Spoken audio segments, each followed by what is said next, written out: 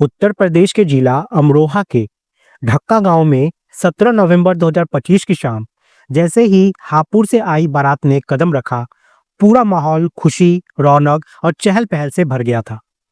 लोग खाना खा रहे थे, बच्चे इधर उधर दौड़ रहे थे, बड़े लोग एक दूसरे से मिल रहे थे और जिम्मेदार लोग निकाह की रस्म शुरू करने की तैयारी कर रहे थे। तभी गांव का ये शांत और उत्सव वाला माहौल अचानक से उस समय दहल जाता है जब करीब 30 साल की एक युवती को पुलिस की टीम लेकर सीधे दूल्हा के सामने पहुंचती है। और फिर उस युवती ने वहां पे जोर जोर से चिल्ला के कहना शुरू किया कि इस आदमी ने मेरी जिंदगी बर्बाद कर दी है। 6 साल तक मेरे साथ शारीरिक संबंध बनाए और अब शादी किसी और से कर रहा है और ये मेरे मामा का बेटा होता है। उस युवती के ये शब्द को सुनते ही पूरे बारात में हड़कंप मच जाता है। लोग खाना छोड़ देते हैं, बातें बंद हो जाती हैं, हर तरफ सिर्फ एक ही चर्चा, आखिर सच क्या है। लड़की ने पुलिस और ग्रामीणों की भीड़ के सामने साफ साफ कहा था कि अगर इसने किसी और से शादी करने की कोशिश की तो मैं बारात में पुलिस लेकर जाऊंगी और निकाह नहीं होने दूंगी। अब उसका ये बयान जो था ये दुल्हन तक पहुंचता है और दुल्हन ने भी यहाँ पे शादी करने से साफ साफ मना कर दिया।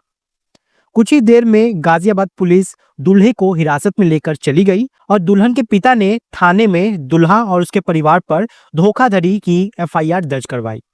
ये मामला अब सोशल मीडिया पर आग की तरह फैल गया है।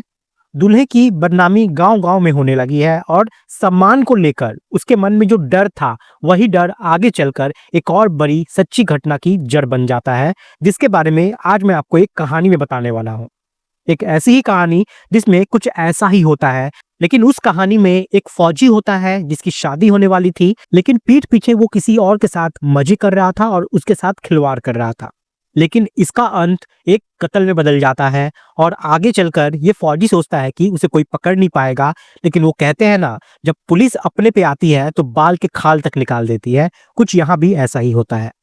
ये सच्ची कहानी है प्रयागराज से करीब 15 किलोमीटर दूर स्थित थरवई थाना क्षेत्र के लखरावा गांव की, जहां 15 नवंबर 2025 की सुबह लगभग 8:30 बजे कुछ बच्चे रोज की तरह टहलने निकले थे। उनके पैरों के पास दो कुत्ते दिखाई देते हैं। एक कुत्ते के मुंह में इंसान का कटा हुआ कान था और दूसरे के मुंह में लंबे बालों का एक गुच्छा। बाल देखकर अंदाजा लग गया था कि शायद किसी लड़की के ही है।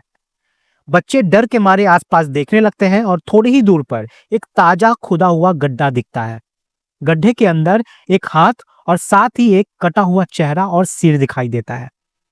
बच्चे की यहाँ पे चीख निकल जाती है और उसे सुनकर पूरा गांव वहां पे जमा हो जाता है। थरवई थाना प्रभारी Santosh Kumar Pandey, ACP Chandrapal Singh, forensic team और डॉग स्क्वाड की जो टीम थी वो पूरे मौके पे पहुंचती है। लाश को बाहर निकाला गया, लेकिन पहचान पाना बहुत मुश्किल था, जिस वजह से लाश को वहां से पोस्टमार्टम के लिए भेजा जाता है। पोस्टमार्टम रिपोर्ट में सामने आता है और पता चलता है कि पहले गला दबाया गया था, फिर धारदार हथियार से चेहरा, गर्दन और सिर पर कई सारे वार किए गए थे। परंतु सवाल यही था कि ये लड़की आखिरकार है कौन और उसे इतनी बेरहमी से किसने मारा था।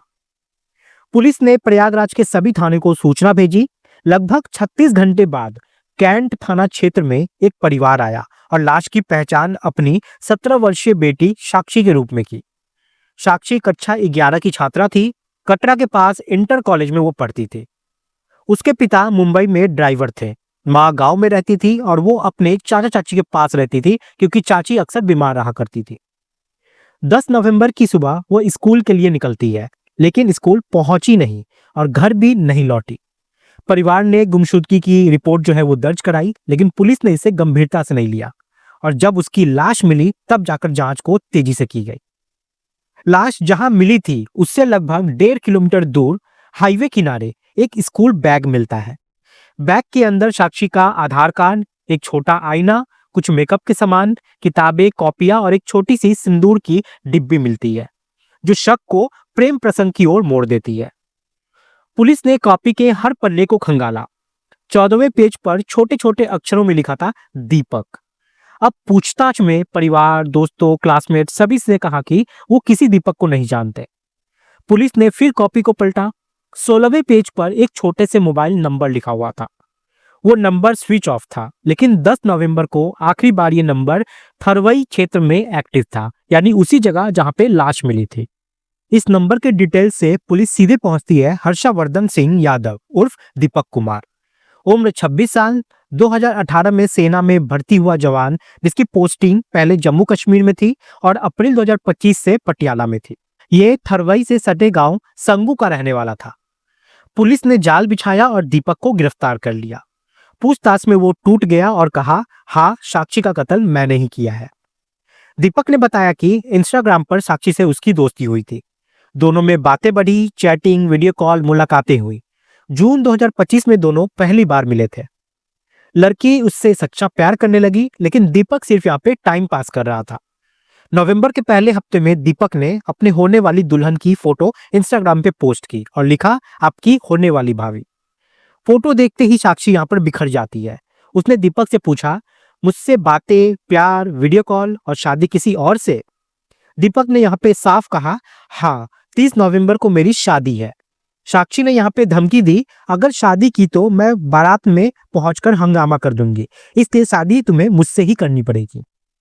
अब दीपक 8 नवंबर को शादी की तैयारी के लिए छुट्टी लेकर घर आया था।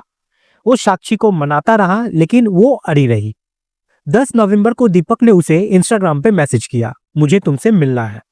साक्षी रोज की तरह स्कूल के बहाने निकली, लेकिन सीधे बालसन चौराहा पहुंची। दीपक उसे मोटरसाइकिल पर बिठाता है, आजाद पार्क ले जाता है, जहां दोनों लगभग 5 घंटे बैठकर बातें करते हैं। दीपक वहां पे समझाता रहता है, हमारी जाति अलग है, मेरी शादी तय हो गई है, घर वाले नहीं मानेंगे। लेकिन साक्षी यहाँ पर एक भी बात नहीं मानती है और एक ही बात दोहराती रहती है, शादी तो तुम्हें मुझसे ही करनी होगी और मैं सिंदूर भी लेके आई हूँ।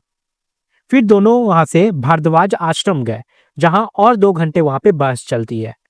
अंत में दीपक ने कहा, चलो तुम्हें गांव ले चलता हूं, वहीं मंदिर में शादी करेंगे। अब ये सुनकर साक्षी खुश हो जाती है और उसके साथ चल देती है। लेकिन साक्षी नहीं जानती थी कि ये उसकी जिंदगी की आखिरी सफर होने वाली है। दीपक उसे थरवई की तरफ ले जाता है।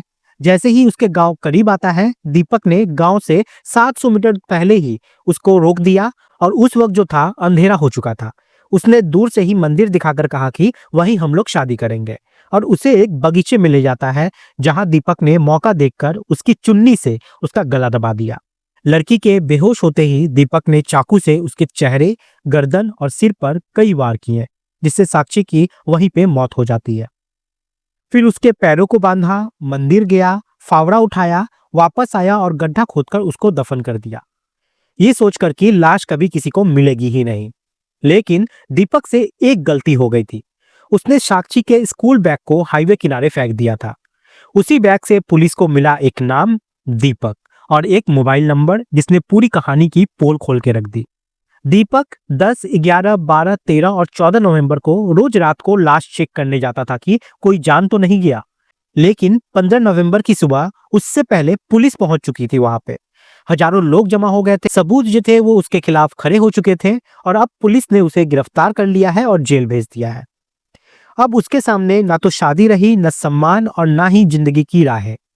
एक पल के गुस्से, डर और स्वार्थ ने न सिर्फ एक मासूम 17 साल की लड़की साक्षी की जान ले ली, बल्कि एक फौजी दीपक का पूरा भविष्य ही खत्म कर दिया। दोस्तों, इस पूरे घटनाक्रम को सुनाने का उद्देश्य किसी को परेशान करना नहीं है, किसी का दिल दुखाना नहीं है, बल्कि आपको जागरूक करना है, आपको सचेत करना है। आप सब लोग अपना ख्याल रखें, सुरक्षित रहें। जय हिंद, जय भारत।